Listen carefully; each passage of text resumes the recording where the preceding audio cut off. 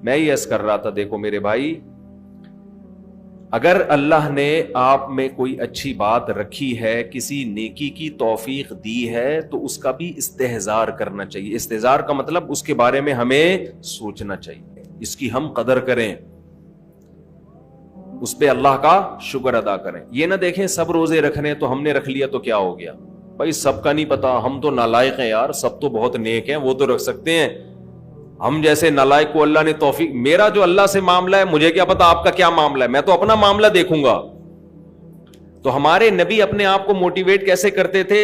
رہب وما، پیاس چلی گئی، وابتلت العروق، رگیں تر ہو گئیں، وثبت الاجر انشاء اللہ، اور اللہ نے چاہا تو اجر ہمارے اعمال میں لکھ دیا گیا، اجر لکھ دیا گیا ہے۔ تو اس سے انسان کو اگلے دن دوبارہ روزہ رکھنے کا حوصلہ ملتا ہے۔ اور گناہ میں الٹا، تھوڑی دیر کی لذت، یہاں سے بات شروع ہوئی تھی کہ جوانی میں بھی یہ لذتیں اگر آپ نے کنٹرول نہیں کیا نا تو بڑھاپے میں یہ لذتیں بڑھیں گی، مگر گناہ کرنے کی طاقت کیا ہو جائے گی؟ ختم۔ تو حسرت، افسوس، ٹینشن والی زندگی۔ تو اس لیے جوانی میں اپنے آپ کو نیکی کا عادی بنا لو، اس سے بڑھاپا بڑا خاندانی گزرے گا، اللہ اللہ کی بڑھاپے میں توفیق ملے گی۔ جوانی میں تسبیح کی عادت ڈال لو، سمجھتے ہو؟ نہیں آ رہی سمجھ میں؟ جوانی میں کیا عادت ڈال لو؟ تسبیح کی۔ نبی صلی اللہ علیہ وسلم نے فرمایا، صحیح بخاری کی آخری حدیث، کلیمتانی خفیفتانی علی اللسانی ثقیلتانی فی المیزان حبیبتانی الی الرحمن سبحان اللہ وبحمدہ سبحان اللہ العظیم۔ دو کلمات زبان پہ بہت ہلکے، ترازو میں بہت بھاری، اور رحمان کو بہت محبوب۔ ایک سبحان اللہ وبحمدہ، دوسرا سبحان اللہ العظیم۔ یہ آپ نے اگر جوانی میں اپنے آپ کو ذکر کا عادی بنا دیا، بڑھاپا بڑا اچھا گزرے گا۔ ہماری مسجد میں ایک بزرگ ہیں، پابندی سے تراویح پڑھتے ہیں، آج فجر میں پتا چلا کہ روزانہ 20 پارے تلاوت کا معمول ہے۔ میرا خیال ہے 70 سال عمر تو ہوگی، 70 سال میں روزانہ کتنے پارے پڑھ رہے ہیں؟ 20۔ کیا یہ عادت انہوں نے بڑھاپے میں ڈالی ہے؟ بڑھاپے میں اتنی ہمت نہیں ہوتی، یہ عادت کب سے پڑی ہوئی ہوتی ہے؟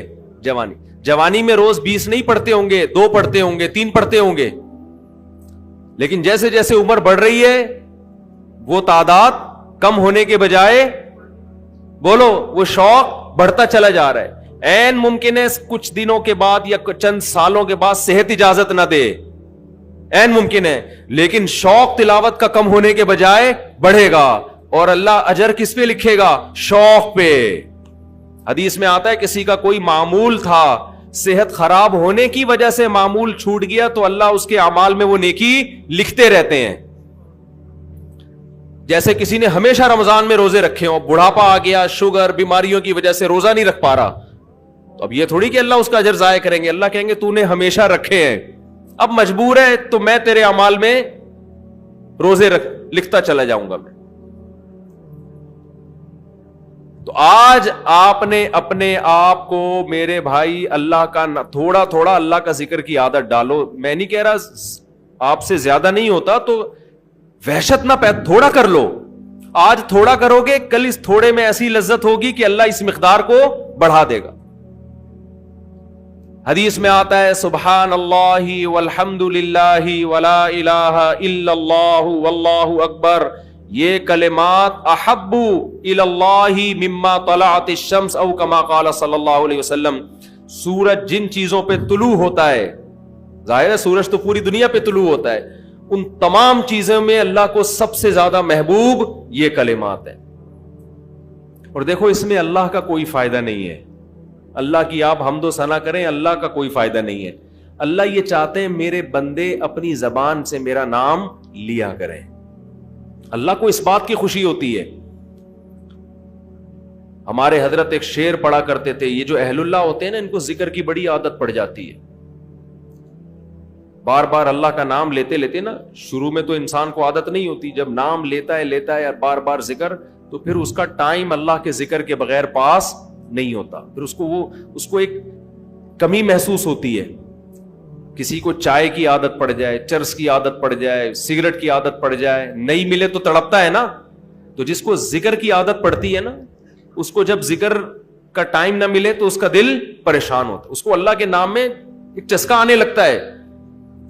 لیکن یہ پہلے دن نہیں ہوگا, عادت ڈالنی پڑے گی. تو روز آنا اس کا معمول بنا لے, 100 دفعہ صبح 100 دفعہ شام تسبیح کا معمول بنا لیں.